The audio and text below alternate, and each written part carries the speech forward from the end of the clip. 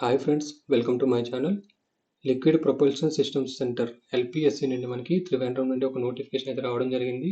Diploma candidates అలాగే ITI క్యాండిడేట్స్కి notification అయితే చాలా యూజ్ అవుతుంది. ఒకసారి మీరు వీడియో అయితే స్టార్టింగ్ నుంచి ఎండింగ్ వరకు అయితే చూడగలరు. ముందుగా మనం చూసుకుంటే ఎల్పిఎస్సి త్రివేంద్రం నుండి మనకి నోటిఫికేషన్ అయితే రావడం జరిగింది. ఇందులో కొన్ని పోస్టులు మనకి బెంగళూరులో కూడా మనకి ప్లేస్ ఆఫ్ పోస్టింగ్ అయితే ఉండడం జరిగింది. సో ముందుగా మనం చూసుకుంటే టెక్నికల్ అసిస్టెంట్ చూసుకుంటే మెకానికల్కి 11 పోస్టులు అయితే ఉండడం జరిగింది. 11 పోస్టులోని వలేమల మనకి త్రివేంద్రంలో 8 పోస్టులు, బెంగళూరులో వచ్చేసరికి 3 పోస్టులు ఉండడం జరిగింది. సో కేటగిరీ వైజ్ కూడా వాళ్ళకి ఇవ్వడం జరిగింది. దీని క్వాలిఫికేషన్ మనకి 3 సంవత్సరాలు ఫస్ట్ క్లాస్ డిప్లొమా ఉంటే మీరు ఈ పోస్ట్కి అప్లై చేసుకోవచ్చు. అలాగే ఎలక్ట్రానిక్స్ ఒక పోస్ట్ అయితే ఉంది త్రివేంద్రం ప్లేస్లోని. దీనికి కూడా మనకి same first class diploma in electronics engineering ఉంటే మీరు పోస్ట్కి అప్లై చేసుకోవచ్చు. నెక్స్ట్ మనం చూసుకుంటే సబ్ ఆఫీసర్ చూసుకుంటే మనకి ఒక పోస్ట్ త్రివేంద్రంలో అయితే ఉండడం జరిగింది. అలాగే ఐటీఐ వాళ్ళకి చూసుకుంటే మనకి టెక్నీషియన్ బి పే లెవెల్ 3 అయితే మీకు ఇవ్వడం జరుగుతుంది. టర్నర్ ఒకటి ఒక పోస్ట్ అయితే టర్నర్కి ఉండడం జరిగింది. ఇది వచ్చేసరికి మనకి త్రివేంద్రంలో అయితే జనరల్కి ఒక పోస్ట్ అయితే ఉండడం జరిగింది. దీనికి ఐటీఐ మీరు టర్నర్ చేసి ఉండాలి, లేదా ఐటీఐ ప్లస్ అప్రెంటిస్ చేసి మీరు పోస్ట్కి అప్లై అయితే చేసుకోవచ్చు. లేదా ఫిటర్ మనం చూసుకుంటే మొత్తం 4 పోస్టులు ఉన్నాయి. 2 పోస్టులు వచ్చేసరికి మనకి త్రివేంద్రంలోనే, అలాగే 2 పోస్టులు మనకి బెంగళూరులో అయితే ఉండడం జరిగింది. సో కేటగిరీ వైజ్ కూడా ఇక్కడ ఇవ్వడం జరిగింది. 10th plus ITI in fitter trade లేదా 10th plus ITI plus apprentice in fitter trade ఉంటే మీరు ఈ పోస్టులకు అప్లై చేసుకోగలరు. Next R and AC refrigeration and air condition మనకి బెంగళూరు రీజన్లో మనకి ఒక పోస్ట్ అయితే జనరల్కి ఉండడం జరిగింది. దీన్ని కూడా same 10th ITI plus apprentice in R and AC లేదంటే 10th ఐటీఐ ఆర్ఎండ్డిసి ట్రైనింగ్ చేసి ఉంటే మీరు పోస్ట్కి అప్లై చేసుకోవచ్చు. నెక్స్ట్ మనం చూసుకుంటే హెవీ వెహికల్ డ్రైవర్ ఏ చూసుకుంటే మనకి 2 పోస్టులు మనకి త్రివేంద్రం రీజన్లోని ఉండడం జరిగింది. దీనికి సంబంధించిన క్వాలిఫికేషన్ కూడా వాళ్ళు ఇక్కడ ఇవ్వడం జరిగింది. నెక్స్ట్ లైట్ వెహికల్ డ్రైవర్ మనం చూసుకుంటే 2 పోస్టులు త్రివేంద్రం రేంజ్లో అయితే ఉండడం జరిగింది. సో మెయిన్ పాయింట్స్ మాత్రం నేను ఇక్కడ కవర్ చేస్తున్నాను. సో ఏవైతే పైన మెన్షన్ చేసిన పోస్టులు ఉన్నాయో అన్ని పోస్టులకి 35 సంవత్సరాలు మినిమం మనకి ఎవరైతే 35 ఇయర్స్ బిలో ఉన్నారో వాళ్ళందరూ అప్లై అయితే చేసుకోవచ్చు ఆ పోస్టులకి అన్నిటికి. సో అడిషనల్గా ఓబీసీ క్యాండిడేట్స్కి 35+3 38 ఇయర్స్ వరకు అప్లై చేసుకోవచ్చు.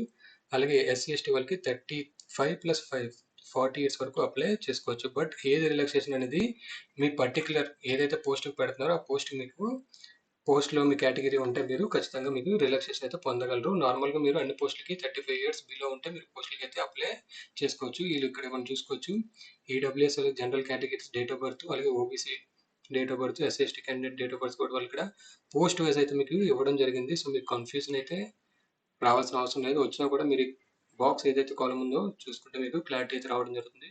సో తర్వాత మీకు ఇక్కడ నేచర్ ఆఫ్ జాబ్స్ కూడా వాళ్ళు ఇక్కడ ప్రొవైడ్ చేయడం జరిగింది. Post code wise job select అయిన తర్వాత మీకు నేచర్ ఆఫ్ జాబ్ మీరు ఏదైతే వర్క్ చేయాల్సి ఉంటుందో ఆ జాబ్ కూడా మనకి ఇక్కడ ఇవ్వడం జరిగింది. సో మెయిన్ టాపిక్స్ నేను ఇక్కడ ఎక్స్ప్లెయిన్ అయితే చేయడం జరుగుతుంది.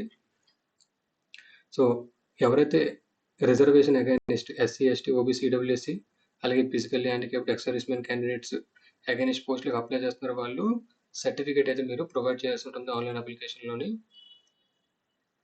సో దాంతో పాటుగా మీరు మార్క్ షీట్స్ కూడా మీరు అప్లోడ్ అయితే చేయాల్సి ఉంటుంది ఆన్లైన్ అప్లికేషన్లోని.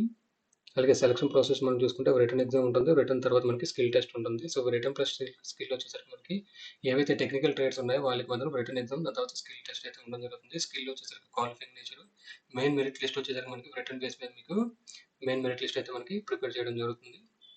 సో స్కిల్ కోసం కూడా వాళ్ళు ఇక్కడ ప్రొవైడ్ చేయడం జరిగింది. సో పాస్ క్రైటీరియా వాళ్ళకి ఇక్కడ మనకి కేటగిరీ వైజ్ పాస్ క్రైటీరియా కూడా వాళ్ళు ఇక్కడ ఇవ్వడం జరిగింది.